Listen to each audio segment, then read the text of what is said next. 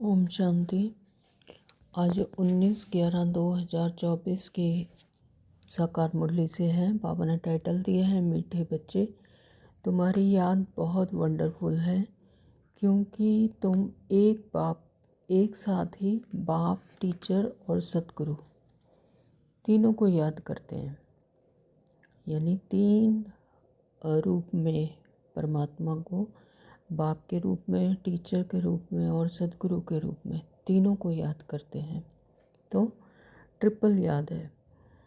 तो बाबा कहते कि तीनों को याद करते हो। प्रश्न दिया है बाबा ने, किसी भी बच्चे को माया जब मगरूर बनाती है तो किस बात की डोंट केयर करते हैं, मतलब किस तरफ ध्यान नहीं देते।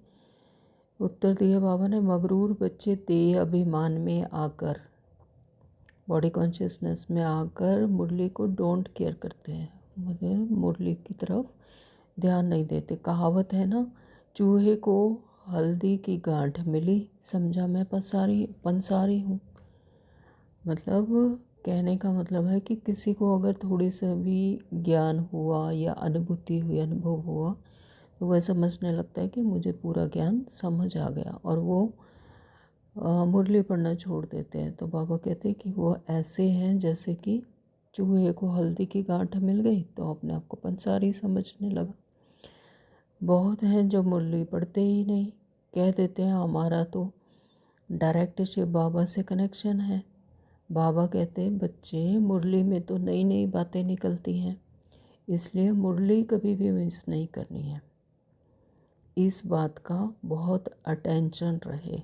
तो मुरली में रोज़ हमें नई नई कोई ना कोई बात समझ आती है। अंदर अंतरात्मा को कोई बात लगती है, टचिंग होती है कोई मुरली की बात, है ना। जब जब जिसका जो समय है उस हिसाब से उसको क्लिक करता है, मुरली से ही अंतरात्मा में वो बात समझ आती है। तो मुरली कभी भी मिस नहीं करनी है, इस बात पर बहुत अटेंशन रखना है। बाबा कहते हैं ओम शांति। मीठे मीठे सिक्के लेते बच्चों से रूहानी बाप पूछते हैं, यहाँ तुम बैठे हो किसकी याद में बैठे हो? बाप, शिक्षक, सतगुरु की। तो सभी इन तीनों की याद में बैठे हो। हर एक अपने से पूछे, यह सिर्फ यहाँ बैठे याद है या चलते फिरते भी याद रहती है? मतलब सिर्फ बैठकर नहीं याद करना, चलते फिरते हर काम करते हुए भी याद रहनी चाहिए, क्योंकि यह वंडरफुल बात है। और कोई आत्मा को कभी ऐसे नहीं कहा जाता। भले यह लक्ष्मी नारायण विश्व के मालिक हैं, परंतु इनकी आत्मा को कभी ऐसे नहीं कहेंगे कि यह बाप भी हैं, टीचर भी हैं, सतगुरु भी हैं, है ना। लक्ष्मी नारायण को क्या कहते हैं? विश्व के मालिक कहते हैं। लेकिन बाप, टीचर, सतगुरु, है ना, ये समीप का रिश्ता उनसे नहीं बनाते। तो बल्कि सारी दुनिया में जो भी जीव आत्माएं हैं, तो कोई भी आत्मा को ऐसे नहीं कहेंगे। किसी भी आत्मा को ये तीनों उपाधि नहीं दी जाती, बाप, टीचर, सतगुरु। तो तुम बच्चे ही ऐसे याद करते हो। अंदर में आता है यह बाबा, बाबा भी है, टीचर भी है, सतगुरु भी है, और सो भी सुप्रीम, है ना, सबसे उत्तम, सबसे श्रेष्ठ, श्रेष्ठ से भी श्रेष्ठ। तो तीनों को याद करते हो या एक को करते हो? कि सिर्फ बाप को ही याद करते हो या टीचर को ही या सतगुरु को? नहीं, तीनों को याद करते हैं। तो भल वह एक है, परंतु तीनों गुणों से याद करते हो। शिव बाबा हमारा बाप भी है, टीचर भी है और सतगुरु भी है। तो एक एक्स्ट्रा ऑर्डिनरी कहा जाता है। तो जब बैठे हो अथवा चलते फिरते हो तब यह याद रहना चाहिए। बाबा पूछते हैं, ऐसे याद करते हो कि यह हमारा बाप भी है, टीचर भी है, सतगुरु भी है? ऐसा कोई भी देहधारी हो नहीं सकता। देहधारी नंबर 1 है श्री कृष्ण। उनको बाप, टीचर, सतगुरु कह नहीं सकते। उनको भी बाप, टीचर, सतगुरु नहीं कह सकते।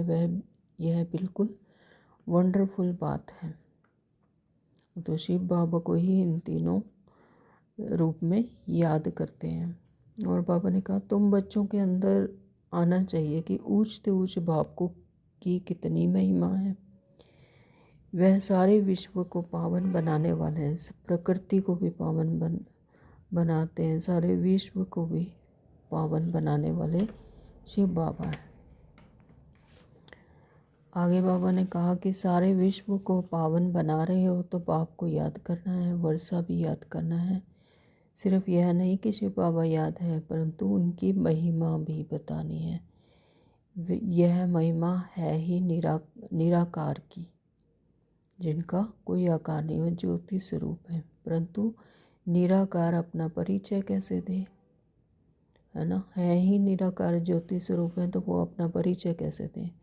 तो जरूर रचना के आदि मध्य अंत का नॉलेज देने के लिए मुख चाहिए ना। तो मुख की कितनी महिमा है। मनुष्य गऊ मुख पर जाते हैं, कितना धक्का खाते हैं, क्या क्या बातें बना दी हैं। तीर मारा, गंगा निकल आई। गंगा को समझते हैं पतित पावनी। अब पानी किसी को पतित से पावन कैसे बना सकती है। पतित पावन तो बाप ही हैं।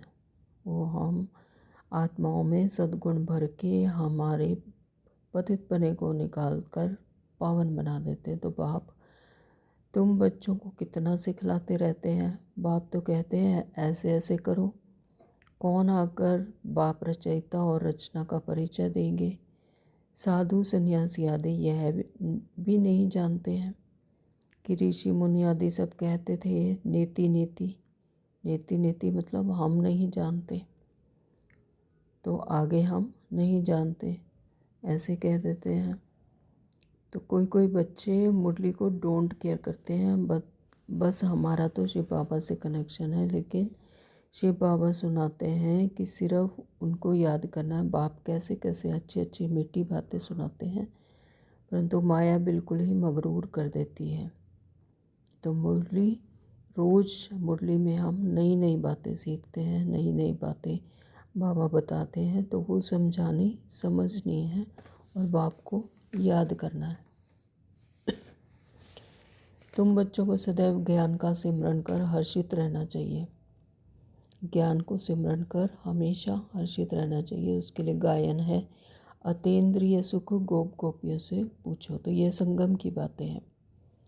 संगम युग को कोई भी जानता नहीं। विहंग मार्ग की सर्विस करने से ही शायद महिमा निकले।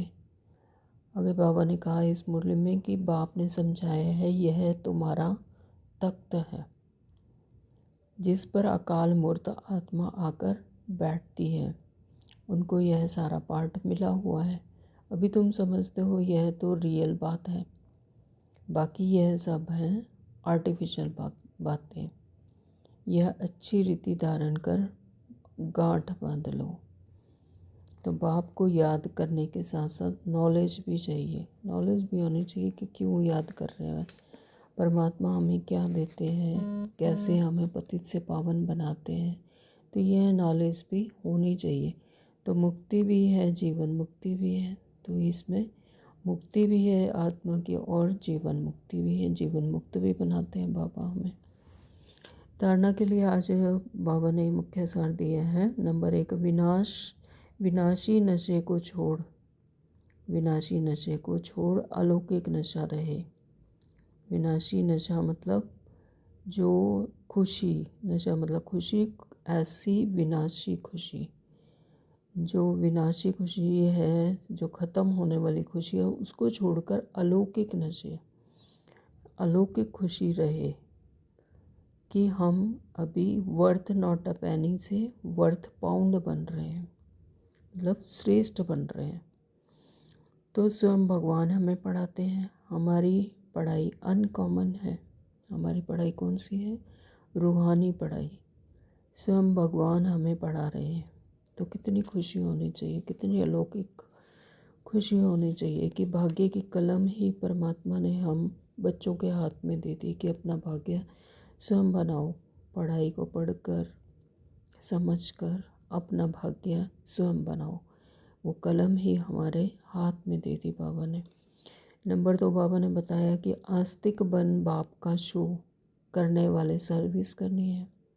आस्तिक बन परमात्मा का शो, बाप का शो करने वाली सर्विस करनी है। कभी भी मगरूर बन मुरली मिस नहीं करनी है। तो ऐसा मगरूर नहीं रहना कि मुझे सब पता लग गया, मुझे सब पता है और मैं हमारा दोषी बाबा से खुद ही डायरेक्ट कनेक्शन है, ऐसा मगरूर नहीं बनना और मुरली कभी भी मिस नहीं करनी। वरदान दिया बाबा ने, पवित्रता के फाउंडेशन द्वारा सदा श्रेष्ठ कर्म करने वाली पूज्य आत्मा भव। पवित्रता के फाउंडेशन से जो जो आत्मा पवित्र बनती जाती है तो श्रेष्ठ कर्म करने वाले पूज्य आत्मा भी बन जाते हैं। तो बाबा कहते हैं पवित्रता के फाउंडेशन द्वारा सदा श्रेष्ठ कर्म करने वाली पूज्य आत्मा भव, तभी पूज्य बनेंगे। तो पवित्रता पूज्य बनाती है, पवित्रता ही हमें पूज्य बनाती है। पूज्य वही बनते हैं जो सदा श्रेष्ठ कर्म करते हैं, है ना। उन्हीं का गायन है। जो भी पूज्य आत्माएं आज हमें जिन्हें पूजते हैं, तो वो क्यों पूजते हैं उनको? क्योंकि उन्होंने श्रेष्ठ कर्म किए। तो लेकिन पवित्रता सिर्फ वो ब्रह्मचार्य नहीं है।